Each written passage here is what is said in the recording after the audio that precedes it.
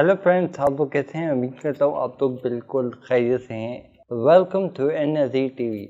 मैं हूँ नुमान नज़ीर और ये है मेरा चैनल।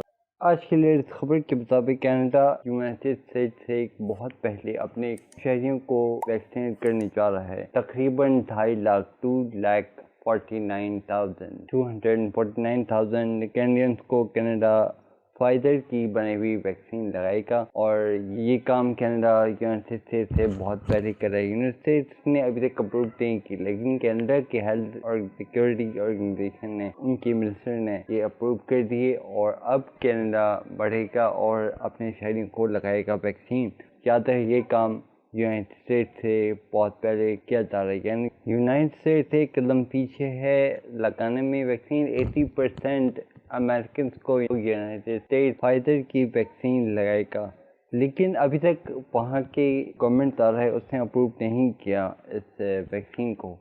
तो जैसे ही अप्रूव कर देगा वैसे ही अमेरिका लगा देगा अपने शहरियों को, लेकिन कनाडा ने उससे पहले ही अप्रूव कर दिया है और कनाडा ने कहा है कि हमारे शहरियों को फाइजर की बनाई हुई वैक्सीन लगा दी जाए। तो ये है आज की न्यूज़। हमारे साथ जुड़ रहिए और चैनल को सब्सक्राइब कीजिए, लाइक कीजिए। बहुत शुक्रिया आपका। खुश रहें, खुश रखें। आपसे मुलाकात होगी नेक्स्ट वीडियो में। अब तक लेके अल्लाह हाफ़िज़।